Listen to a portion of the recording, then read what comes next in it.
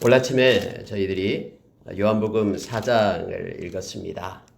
여러분, 요한복음 4장은 그 수가성 우물가에서 한 사마리아 여인을 만나는 예수님의 모습이 나오고 있습니다. 그리고 여기에서 그 사마리아 여인에게 예수님은 내가 그리스도다라고 알려준 그런 사건입니다. 그리고 제자들이 먹을 것을 가지고 왔을 때 예수님께서는 그 제자들에게 나는 너희들이 알지 못하는 먹을 양식이 있다 하면서 예수님의 영적인 양식, 이것만큼은 꼭 해야 된다라고, 우리가 양식을 먹지 않으면 우리가 기동할 수 없듯이 예수님께서는 이 땅에 오신 목적, 이 일을 내가 해야 된다라고 말하는 것이 있습니다. 그것은 아버지의 뜻을 행하되 온전히 이루는 것, 이것이 예수님께서 이것이 나의 양식이고 또 이것이 내가 해야 될 일이다라고 가르치고 있습니다. 라고 예수님은 그렇게 말씀하신 대로 아버지의 뜻인 십자가에서 당신의 생명을 주어 우리들을 살리는 그 일을 행하셨음을 알게 합니다.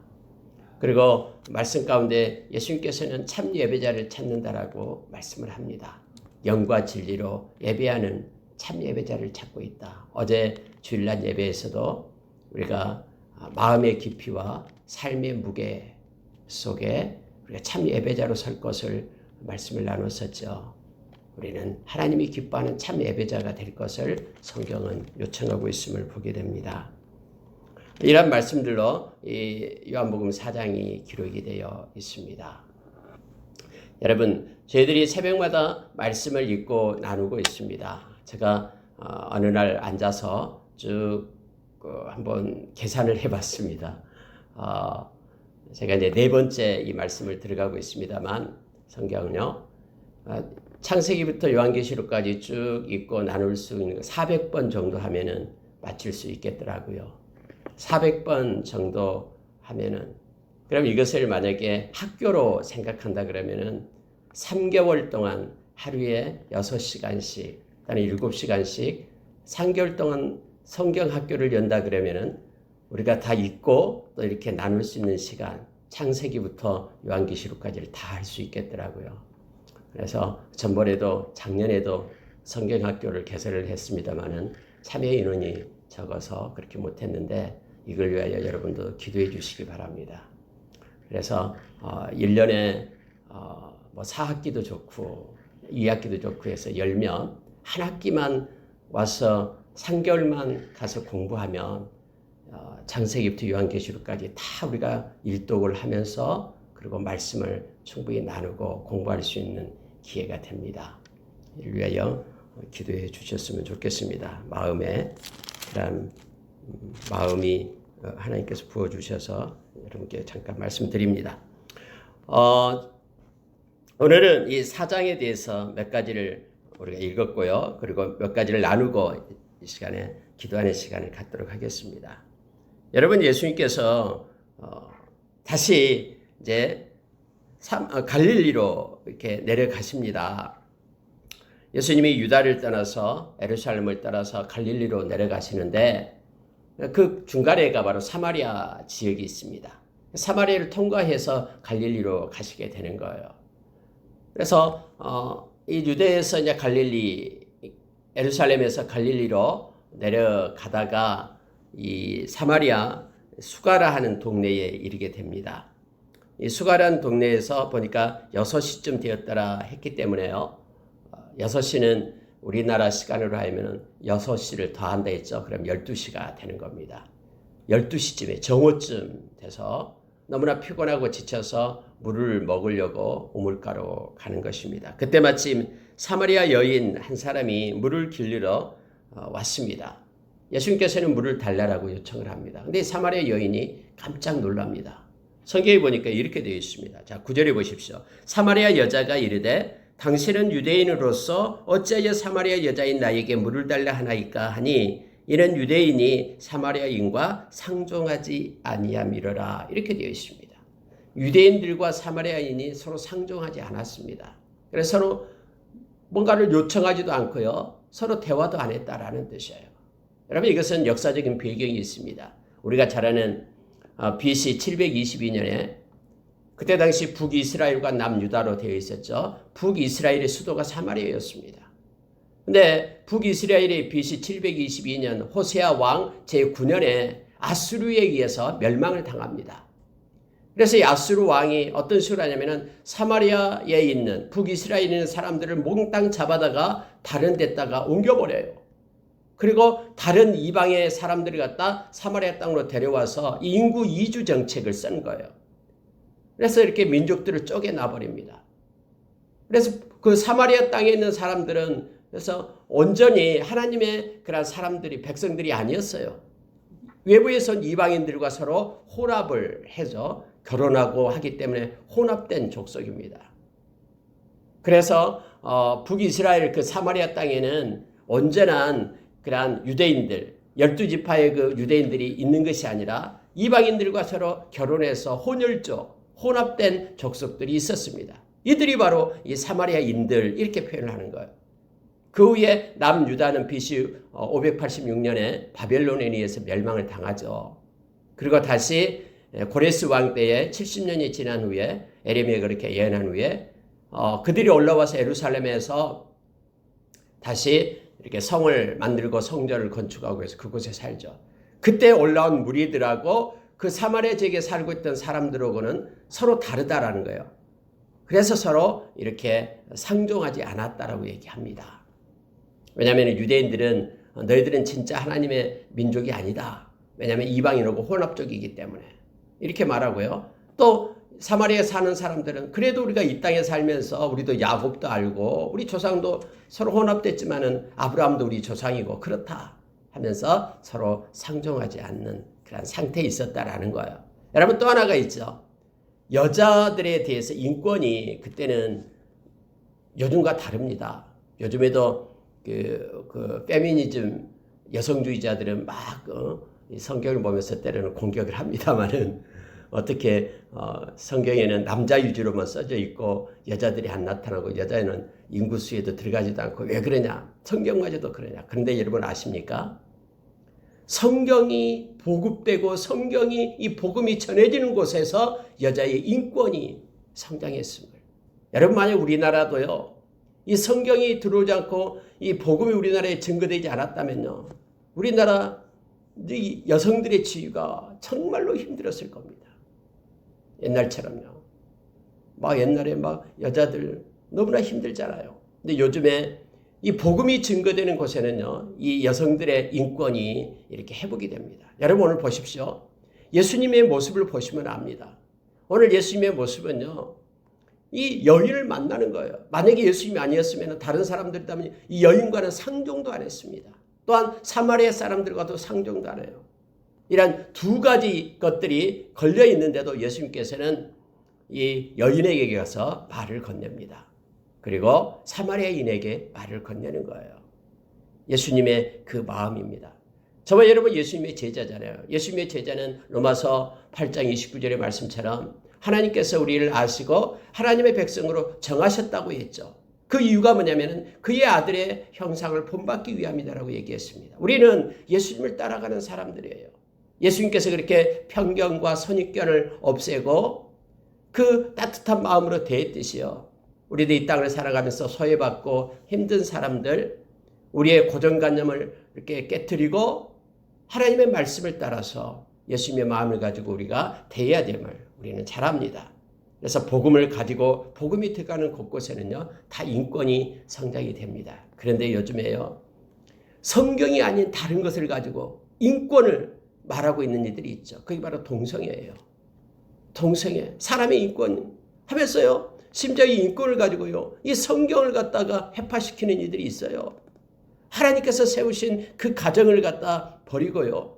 남자와 여자가 가정을 이루는 것이 하나님의 질서인데 그걸 버리고 남자가 가정을 이루고 이러한 인권이라는 이름으로 하나님의 말씀을 무시하고 하나님의 말씀을 버리는 일들이 있어요. 여러분 하나님의 말씀이 들어가는 곳에 온전한 인권이 그렇게 세워지고 성장되는 것이 생각됩니다. 그런데요. 잘못된 이런 세상의 그런 악한 것들이 이제는 인권이라는 이름으로 하나님의 말씀을 패배시키고 하나님의 말씀을 무시하는 이러한 일들이 앞으로는 계속해서 일어나게 될 겁니다. 그러나 우리는 말씀을 붙잡아야 돼요. 그래야지만이 인권도 세워지게 되는 것입니다. 오늘 예수님께서는 이 사마리아 여인에게 가서 말을 건넵니다. 그러니까 사마리아 여인이 깜짝 놀라버려요. 이게 9절의 말씀에 나타나는 거예요. 아니 당신은 유대인이고 나는 사마리아인이고 그리고 당신은 남자고 나는 여자인데 어떻게 우리가 상관하지 않는데 나에게 그렇게 물을 달라고 요청합니까? 이렇게 묻고 있는 거예요. 이러한 역사적 배경을 알면은 이 문제가 우리가 어떤 내용인지 쉽게 알 수가 있습니다. 그래 심지어요. 이 유대인들은 사마리아인을 만나기 싫어서요. 그냥 예루살렘에서 갈릴리 갈 때에 곧장 사마리아를 통과하면 쉽게 가요. 빨리 가요. 그런데 사마리아를 통과하지 않기 위해서 삥 둘러서 며칠 동안 더 걸어가요. 그러한 시대였다라는 것을 우리가 기억하면 됩니다. 예수님께서 그 여인에게 이렇게 말합니다. 10절 보십시오. 예수께서 대답하여 이르시되 네가 만일 하나님의 선물과 또 내게 물 좀 달라 하는 네가 누구인 줄 알았더라면 네가 그에게 구하였을 것이요 그가 생수를 내게 주었으리라. 예수께서 말씀하신 거예요. 내가 누군지를 네가 알았더라면 나는 지금 하나님의 선물을 가지고 있고 그리고 내가 누구인지를 네가 알았더라면 오히려 네가 나에게 생수를 달라고 나에게 구하였을 것이다 라고 예수님이 말씀하신 거예요. 근데 네가 나를 누군지 모르기 때문에 그렇다라는 거예요. 여러분 이 알미라는 것이요 그래서 중요합니다. 우리가 하나님을 알지 못하면요 하나님께 구하지 못하는 거예요. 하나님을 아는 사람만이 하나님께 구할 수 있는 거예요. 예수님이 말씀하고 있잖아요. 이 여인에게 내가 누군지를 알았다면 네가 나에게 생수를 구하였을 것이다 라는 거예요. 알지 못하기 때문에 구하지 못한다라는 것이죠. 그래서 여러분 기도하는 사람은요 하나님을 아는 자입니다. 하나님을 반대로 아는 자만이 하나님 앞에 엎드려 기도할 수 있습니다. 왜냐하면 하나님은 넉넉히 주실 수 있고요. 하나님이 우리를 위하여 쌓아두신 구하는 자에게 주시겠다고 약속하신 그 말씀이 있기 때문에 그리고 하나님은 명령만 하면은 또 하나님께서 하나님의 뜻 가운데 하나님의 말씀 가운데 있기만 하면은 하나님이 공급하시는 것을 우리는 압니다. 그래서 우리는 하나님께 기도하는 자가 되는 거예요. 아는 자가 구하는 자가 되는 것입니다. 하나님을 알지 못하고 예수님을 알지 못하면 우리는 구하지 못합니다. 우리가 요한복음 14장 13절에서 우리가 예수의 이름으로 하나님께 구할 때마다 하나님은 영광을 받으신다고 했습니다. 예수님께서는 요한복음 14장 14절에서 내 이름으로 무엇이든지 내게 구하면 내가 행하리라라고 엄청난 약속을 우리에게 해주셨습니다. 우리는 이 말씀을 붙잡고 하나님께 기도하고 하나님께 구하는 자가 될 것을 예수님의 이름으로 축원합니다. 여러분 이렇게 예수님은 말씀하니까 이 여자는 이 말도 못 들어요. 무슨 내용인지. 아니 당신은 지금 뭐 물을 길러낼 수 있는 그릇도 없고요. 이 우물은 굉장히 깊은데 야곱이 우리에게 준 우물인데 어디서 그릇도 없어서 어디서 물을 길러서 생수를 줍니까? 라고 말하죠. 예수 그리스도께서는 지금 영적인 말을 하고 있는데 이 여인은 육적으로 지금 답하고 있습니다. 여러분 성경에서는 이 내용이 언제나 부딪혀요. 특히 요한복음에서는 이 패러독스, 이 역설적인 내용으로 가득 차 있습니다. 예수님께서 말씀하신 것을 이걸 듣는 사람들은 다 육적으로만 생각해서 듣습니다. 다음에 여러분 6장에 가서 예수님께서 너희들이 나의 피와 나의 살을 먹어야지 마셔야지만이 너희들이 생명을 얻는다라고 하니까 아니 어떻게 당신의 피를 먹어? 어떻게 당신의 살을 뜯어 먹어? 이게 말이나 돼? 이렇게 반응하고 있는 그러한 이들을 보게 됩니다. 예수님께서는 내 피를 마시고 내 살을 먹는 것이 곧 나를 믿는 것이다 라고 지금 말하고 있는 내용인데 이 영적인 의미를 그들이 해석하지 못하게 됩니다. 하나님의 일이 뭐야? 우리가 하나님의 일을 할게요. 가르쳐 주세요. 믿는 것이 하나님의 일이다. 믿는 것이 바로 나의 살과 나의 피를 먹는 것이다. 나와 함께하는 것이 곧 믿는 것이다라고 예수님께서는 말씀해주고 있는데 그 의미를 파악을 못합니다. 항상 이렇게 육적인 것과 영적인 것이 서로 부딪히고 있는 그런 역설적인 일들이 계속해서 이 요한복음에는 일어나고 있습니다. 여러분 우리도 육의 눈에서요, 이 영의 눈을 뜨지 못한다면은 하나님의 말씀을 우리가 보게 될 때 다 육적인 것으로만 해석하고 생각을 하게 됩니다. 요한일서 2장 15절에서 예수님은 세상과 세상에 있는 것들을 사랑하지 말라라고 말했죠. 그것은 육신의 정욕과 안목의 정욕과 이생의 자랑이다. 근데 이것은 금방 지나가고 일시적인 것으로 소멸된다. 그러나 하나님의 일을 하는 자들은 그것은 영원히 남는다라고 우리에게 가르쳐주고 있습니다. 우리가 하나님의 일, 이것은 영적으로 우리의 눈을 떠야지만이 하나님의 일, 믿음의 삶, 믿음의 눈을 가질 수 있음을 우리가 알게 합니다. 지금 예수님께서는 이렇게 예수님이 주실 수 있는 영원한 생명에 대해서 말하고 있는데, 이 여인은 제가 한 모금 물에 대해서, 생수에 대해서 지금 말하고 있는 것을 보게 됩니다. 예수님께서 이렇게 말씀합니다. 13절에 보십시오. 예수께서 대답하여 이르시되 이 물을 마시는 자마다 다시 목마르려니와 내가 주는 물을 마시는 자는 영원히 목마르지 아니하리니 내가 주는 물은 그 속에서 영생하도록 솟아나는 샘물이 되리라. 주님은 친절하게 설명을 합니다. 내가 주는 물은 이 물과 다르다라는 거예요. 주님이 주시는 물, 이것은 영원히 목마르지 아니하는 물이다라고 말합니다. 영생하도록 솟아나는 샘물이다. 그래서 여러분, 이 생명수는요, 예수님만이 주실 수 있습니다. 요한계시록 7장에서 어린 양이 나오는데, 이 어린 양은 거룩한 무리들이 어린 양을 따라가죠. 어린 양은 생명샘으로 우리를 인도한다라고 얘기합니다. 오직 영원히 목마르지 않는 이 생명수는 예수님만이 우리에게 공급해 주는 것입니다. 다른 어디에서도 얻을 수 없는 거예요. 성경이 말해주고 있죠. 다음에 6장 35절에 보면은 이렇게 말합니다. 나에게 오는 자, 예수님이 말씀하시죠. 나는 생명의 떡이라 라고 말씀하시면서 나에게 오는 자는 결코 줄이지 않는다라고 말합니다. 그리고 나를 믿는 자는 영원히 목마르지 않는다라고 말합니다. 예수님께서 우리에게 분명히 약속해 준 게 뭐냐면요, 예수를 믿는 사람은 예수님이 생명수를 공급하기 때문에 영원히 목마르지 않을 것이다라고 말씀해 주고 있는 거예요. 예수님께서 오늘 이 여인에게도 지금 말하는 내용이 그거예요. 내가 주는 물은 영원히 목마르지 않는, 영원히 생명을 공급하는 그런 물이다라고 말씀해 주고 있죠. 그래서 우리가 눈에 보이는 물질적인 물을 얘기하고 있는 것이 아니다라는 것을 지금 성경은 말해주고 있는 거예요.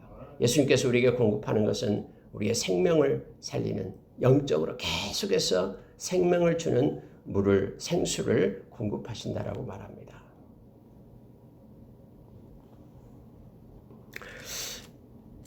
자, 그러니까 이 여자가 갑자기 이제 생각이 조금 발달합니다. 여자가 하는 얘기가, 그러면 선생님 그걸 나한테 주십시오.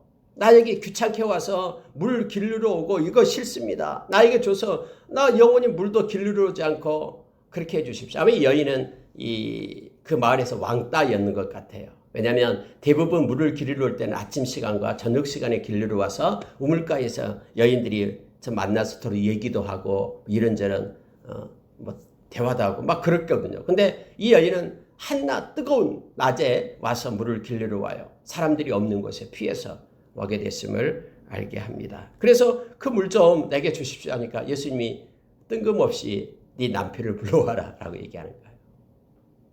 근데 여인이 나 남편 없어요 라고 말하죠. 네 말이 맞는 것 같다. 너는 지금 5명의 남편이 있었고 지금 살고 있는 남편도 네 남편이 아니다. 지금 또 네 남편이 없단 말이 옳다 말하면서 5명이 있었고 지금 살고 있는 것도 네 남편이 아닌 네 말이 옳다라고 얘기합니다. 여러분, 이것을 우리가 잘못 생각하면 안 됩니다. 이 여자는 부정한 여자다, 이렇게 보면 안 돼요. 왜냐면요, 그때 당시에는요, 이 이혼을 할 수 있는, 이혼권을 청구할 수 있는 것은 여자가 아니에요. 남자만이 이혼권을 청구할 수가 있습니다. 그러면은 5번 남편이 있었다라는 것은요, 이 이혼을 당했다라는 거예요. 이 여인이 남자를 갖다가 차버렸다라는 뜻이 아니에요. 남자에 의해서 이 여인이 그렇게 이혼을 당했다라는 거예요. 불쌍한 여자예요.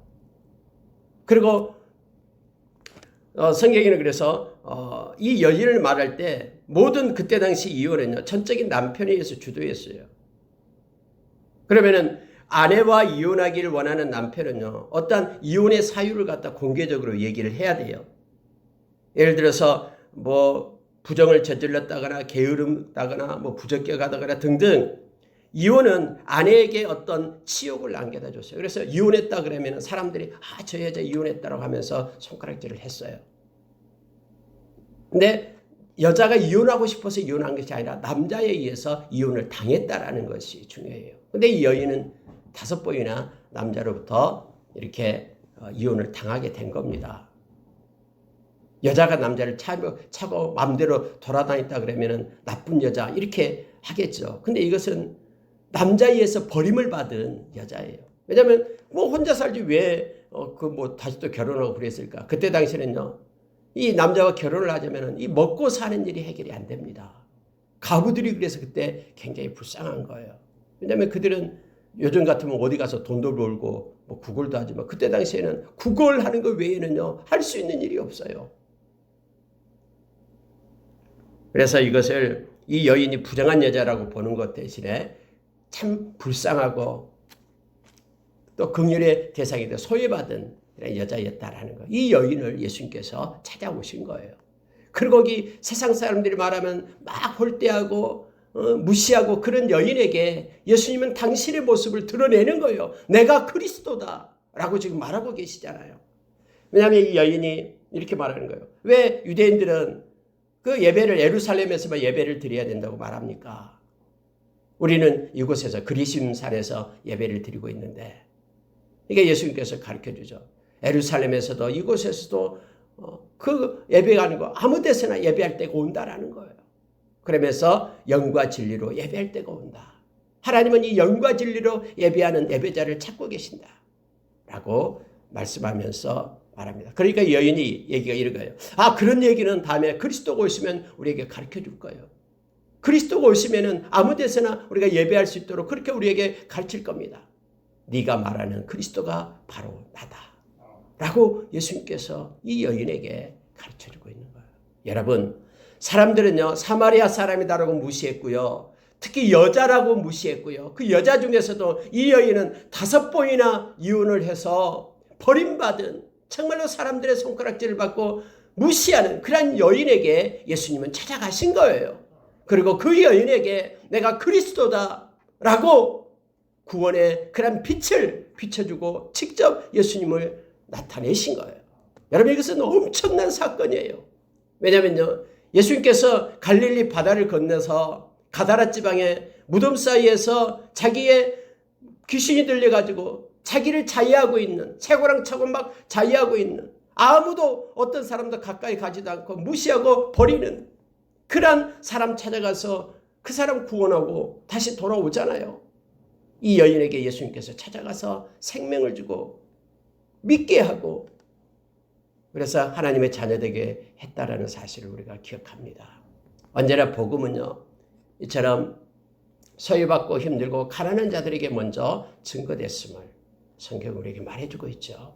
많은 사람들이 무시하고 사이에서 소유하고 있는 그들에게도 예수 그리스도의 생명이 필요함을 우리는 압니다. 오히려 더 우리 주님이 그랬듯이 우리가 오늘날 그들에게 생명의 복음이 증거되어야 됨을 알게 합니다.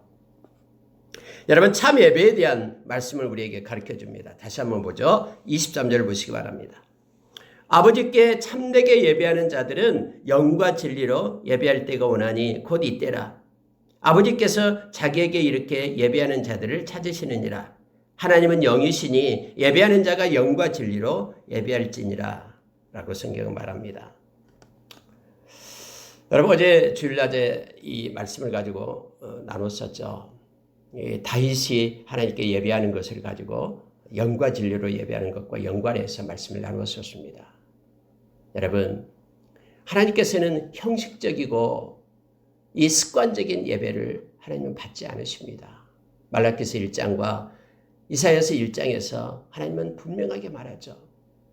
너희들의 그러한 제사와 예물을 나는 원치 않는다.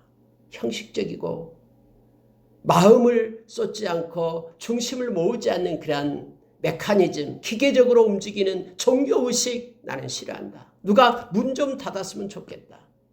그것은 헛되게 나에게 드리는 것이니 이 뜰만 받고 간다라고, 마당만 받고 간다라고 주님은 그렇게 말씀하셨죠. 그러면서 주님이 원하시는 예배에 대해서 우리에게 가르쳐주죠. 그 예배가 뭐냐면은 마음에 하나님의 법을 가진 것.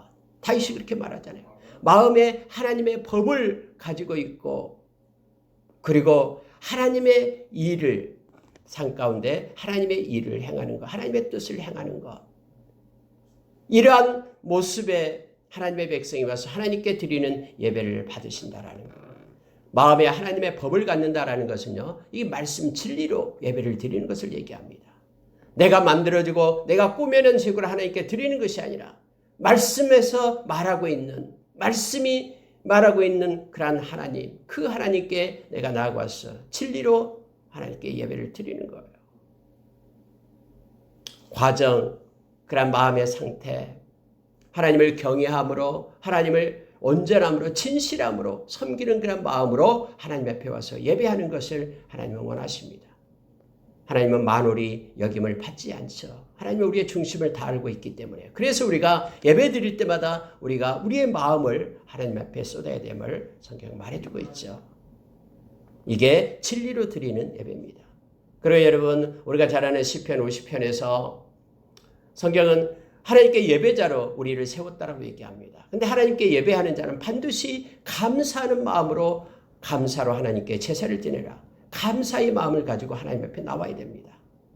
우리의 중심이 언제나 예배자일 때 우리는 우리를 구원해 주신 우리 주님께 감사함으로 영광 돌리는 예배를 드려야 됩니다. 오늘 새벽 예배에 나와서 우리가 하나님 앞에 예배하는 것도요, 우리 마음 가운데는 감사의 마음이 있어야 됩니다.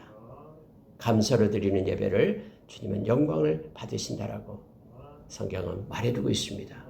또한 시편 51편에서는 하나님은 다른 제사와 예물을 싫어하지만은 우리가 하나님이 기뻐하는 그러한 예배가 있다 했죠. 상한 심령으로 하나님께 예배할 때, 상한 심령은 회개를 얘기합니다. 우리가 늘 하나님 앞에 와서 예수님의 보혈을 힘입어 회개함으로 하나님께 예배하는 것을 하나님은 기뻐하고 하나님은 영광을 받으십니다. 여러분, 아까 얘기했던 요한복음 14장 13절 예수의 이름으로 우리가 하나님 앞에 구할 때 하나님의 영광을 받으신다는 그 이유가 뭐냐면요, 예수의 그 이름 속에는 예수님의 십자가의 보혈이 있기 때문에 그래요.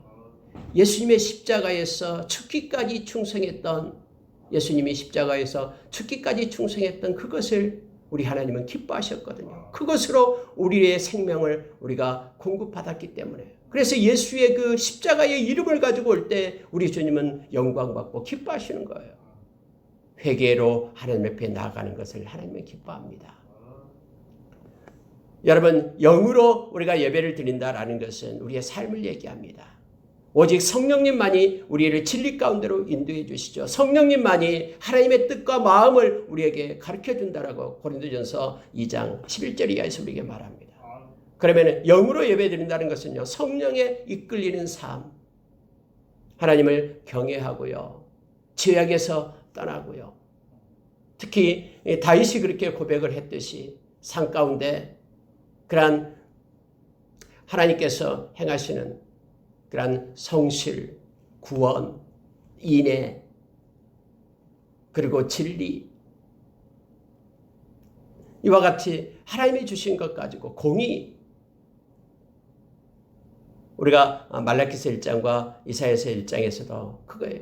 산 가운데 공의가 없다라는 거예요. 그래서 정직하지 못하고요, 또 사랑을 가지고 행하지 못하고요. 미가서 6장 8절에서 나오죠.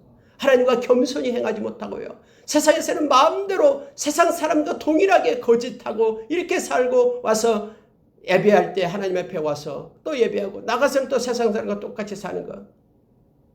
내가 이것 때문에 이것이 나에게 큰 짐이고 이것이 내 마음을 힘들게 한다라고, 지치게 한다라고 하나님께서 이사야서 1장에서 이렇게 말해주고 있잖아요.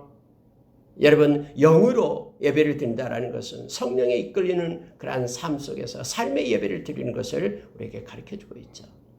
오늘 영과 진리로 예배하는 저와 여러분이 되기를 원합니다. 우리의 마음에 하나님의 법이 있고 말씀이 있고, 그리고 우리가 하나님을 경외하고 온전하고 정직하게 진실되게 그리고 삶 가운데 하나님이 기뻐하시는 성령이 인도하시는 그런 하나님의 뜻과 마음을 가지고 살아가는 예배하는 우리가 되기를 원합니다. 지금 예수님은 이 말씀을 하면서 이렇게 예배하는 자를 지금도 찾고 계신다라고 성경은 기록해 주고 있습니다. 여러분, 예수님이 26절에서 예수께서 이르시되 네가 말하는 내가 그라. 네가 말하는 그 그리스도 그게 바로 나다라고 예수님은 말합니다. 이 말을 듣자마자 그리스도인 걸 알자마자 이 여인은 물동이를 집어던지고 마을로 들어갑니다. 왕따였던 그 여인이 마을 사람들에 가서 내가 그리스도를 보았다라고 와서 보라라고 외치기 시작합니다. 예수 그리스도를 만난 이들의 모습입니다. 물동이에 물을 담기 위하여 그 목적으로 샘에 왔는데 그 샘에서 예수 그리스도 영원한 생수 되신 예수님을 만나서 물동이가 필요 없는 거예요. 그래서 그가 목적이 바꿔져서 마을로 들어가서 사람들한테 와서 보라라고 말합니다. 그때 막 사람들이 이제 나오기 시작합니다. 그 여인의 말을 듣는 거예요. 그래서 마을 사람들이 이틀간 우리 동네에 좀 계십시오 라고 유대인인 예수 그리스도를 마을로 초대를 합니다. 이틀 동안 예수님 가요. 사마리아인들과 같이 섞어서 있으면서 하나님의 나라를 막 전합니다. 그랬더니 그들이 이렇게 말합니다. 42절에 그 여자에게 말하되 이제 우리가 믿는 것은 내 말로 인함이 아니니 이는 우리가 친히 듣고 그가 참으로 세상의 구주인 줄 알미라 하였더라. 여러분, 그들이요 그 여인의 그 수가성의 사람들이 예수님을 다 믿었어요. 근데 그들이 예수님을 믿는 이유가 뭐냐면 구주인 줄 알미라라고 얘기합니다. 또 알미에 대해서 얘기해요. 예수 그리스도를 알았다라는 거예요. 그래서 믿게 되었다라고 말합니다. 여러분, 어떤 사람들은 이것 가지고 말장난을 합니다. 믿는 것이 먼저냐 아는 것이 먼저냐 하면서 뭐 믿어야 알지 알아야 믿지 하면서 말장난하는데요. 같이 갑니다. 언제나 그래요. 우리가 주님을 아는 것만큼 성령께서 깨닫게 해준 것만큼 우리는 주님을 더 깊이 믿을 수 있습니다. 신뢰할 수가 있습니다. 그리고 우리가 주님을 믿어야지만이 또 우리는 주님의 여러 가지 주님이 가르쳐주는 것들을 또 깨닫게 됩니다. 그래서 믿음과 알면 언제나 같이 간다라는 걸 우리가 기억하기를 원합니다. 뭐 누가 먼저냐라고 그것 가지고 논쟁할 필요 없습니다. 성경은 두 가지를 동시에 말하고 있습니다. 우리가 친히 듣고 그가 참으로 세상의 구주인 줄 알미라. 근데 앞에서 보면 우리가 믿는 것은 이렇게 얘기하죠. 알았기에 믿었고요. 믿음으로 인하여 더 많은 것을 깨닫게 됨을 성경은 우리에게 말해주고 있죠. 여러분, 이런 사이에 제자들이 돌아옵니다. 제자들은 깜짝 놀라요. 왜냐하면 예수님께서 사마리아 사람과 얘기도 하고 또 여인과 얘기를 했기 때문에. 근데 제자들은 그거에 대해서 예수님께 뭐라고 얘기를 하지 않죠. 깜짝 놀라기는 했지만 예수님 먹을 것 드세요 하니까 예수님께서 하시는 말씀이 있습니다. 자, 34절 보시기 바랍니다. 예수께서 이르시되 나의 양식은 나를 보내신 이의 뜻을 행하며 그 일을 온전히 이루는 이것이니라. 예수님이 매일매일 먹어야 될 양식이 뭐냐면 나를 보내신 이의 뜻을 행한다라고 하나님의 뜻을 행하는 거예요. 그리고 그의 일을 하나님의 일을 온전히 이루는 것, 이것이 나의 양식이다. 감춰진 나의 양식이다라고 얘기합니다. 여러분과 저도 예수 그리스도처럼 이것이 우리의 양식이 되기를 원합니다. 우리가 생존하는, 우리가 살아있는 이유가 되기를 원합니다. 우리가 살아있는 이유가 예수님처럼 하나님의 뜻을 행하며 그의 일, 하나님의 일을 온전히 이루는 것. 하나님께서 우리가 이 땅에 존재케 하는 그 이유, 하나님이 우리를 이 세상에 보내서 지금까지 생명을 주신 그 이유, 그것을 우리가 행하기를 원합니다. 그래서 우리를 통해서 하시고자 하는 하나님의 일을 우리가 하기를 원합니다. 하나님이 우리를 통해서 하시고자 하는 하나님의 뜻을 우리가 이루어가기를 원합니다. 하나님 마음껏 우리를 사용해 주십시오. 이것이 우리의 영의 양식이 되기를 원합니다. 그리고 매일 이것을 하나님 앞에 드림으로 하나님의 강한 손이 우리를 통해서 하나님의 일들이 이루어지기를 원합니다. 너희는 넉 달이 지나야 추수할 때가 이르겠다 하지 아니하느냐. 그러나 나는 너희에게 이르노니 너희 눈을 들어 밭을 보라. 휘어져 추수하게 되었도다라고 예수님 말합니다. 사람의 그런 경험이 아니라 너희는 눈을 들어라. 영의 눈을 떠서 보아라라는 겁니다. 세상의 이치와는 다른 또 다른 하나님의 일과 하나님의 사역이 있다라고 말합니다. 예수님께서는 이러한 하나님의 뜻을 행한 것, 가장 큰 뜻, 우리가 말하는 마가복음 10장 45절에서 내가 이 땅에 온 것은 섬기러 온 것이 아니라 나의 생명으로 목숨으로 많은 사람들을 대속하기 위하여 왔다라고, 생명으로 섬기기 위하여 왔다라고 우리에게 가르쳐주고, 이것이 하나님의 뜻이다라고 말하면서 십자가에서 당신의 생명을 놓으셨음을 우리는 잘 압니다. 여러분, 마지막으로요 48절 보고 마치도록 하겠습니다. 예수께서 이르시되 너희는 표적과 기사를 보지 못하면 도무지 믿지 아니하리라. 신하가 이르되 주여 내 아이가 죽기 전에 내려오소서. 예수께서 이르시되 가라 네 아들이 살아있다 하시니 그 사람이 예수께서 하신 말씀을 믿고 가더니. 여러분, 예수님께서 갈릴리로 돌아오니까요, 이 갈릴리에서 한 왕의 신하가 있었습니다. 근데 왕의 아들이 지금 거의 죽게 되었다라고, 왕의 신하 아들이 거의 죽게 되었다라고 말합니다. 그래서 그가 와서 예수님께 말씀을 하는 거예요. 빨리 좀 내려와서, 갈릴리로 오셨다는 소식을 듣고 내려와서 우리 아들 좀 고쳐주십시오 라고 얘기하니까 내려와서 고쳐달라고 얘기하는 거예요. 그랬더니 예수님께서 하시는 말씀이 이 말씀을 하세요. 또 어쩌면 생뚱맞죠. 너희는 표적과 기사를 보지 못하면 도무지 믿지 아니하더라 라고 해요. 눈에 보이는 표적, 어떤 기사, 이적들, 이걸 봐야지만이 믿고, 그렇지 않으면 도무지 믿지 않더라라고 예수님 말씀하셨고, 근데 이 신하는 우리 아들 좀 살려주세요 라고 얘기하는 거예요. 근데 이리 보십시오. 예수님이 뭐라고 얘기하냐면 가라 네 아들이 살아있다 이 말씀하는 거예요. 여러분, 표적과 기사가 지금 눈앞에 나타났습니까? 안 나타났어요. 너희들은 표적과 기사를 보지 않으면 도무지 믿지 않더라 이 말씀을 하시면서 너는 가라 네 아들이 살아있다, 말씀을 믿으라라는 거예요. 표적이 없어도 기사가 없어도 말씀만 믿고 가면은 그 결과가 나타난다는 거예요. 근데 이 신하는 표적이 안 나타나고 기사도 없는데요, 예수님의 이 말씀을 듣고 그냥 간 거예요. 믿고. 그래가지고 하루가 지났어요. 오는 길에 그 종들을 만납니다. 종들에게 물어요. 아들이 살았습니다. 종들이 얘기하는 거예요. 아니 언제 살았냐? 어제 몇 시에 살았습니다. 이 신하가 가만히 생각해봐요. 바로 예수님께서 말씀하신 그때 네 아들이 살아있다 말씀하신 그 시간인 줄 깨닫게 되는 거예요. 그때 열이 떨어지고 막 아기가 살아나고 죽어가던 아이가. 이야, 그렇다. 표적과 기사가 아이를 살리는 것이 아니라 말씀이 아이를 살리는 거라. 이 말을 듣고 성경이 이렇게 기록하고 있습니다. 그의 아버지가 예수께서 네 아들이 살아있다 말씀하신 그때인 줄 알고 자기와 그 온 집안이 다 믿으니라 라고 말합니다.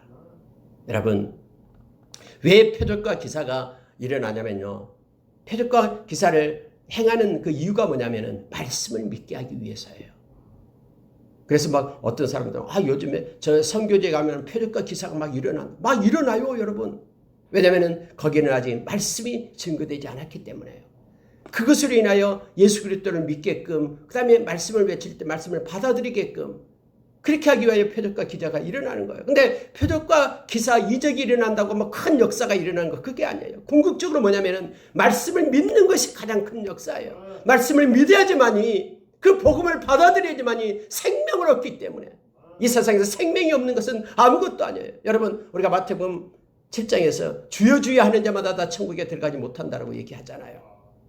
아니 왜 우리가 천국에 못 들어갑니까? 당신께서 기적과 표적을 베풀 때에 우리가 다 보았고, 당신이 말씀을 전할 때 우리가 그 안에 들었습니다.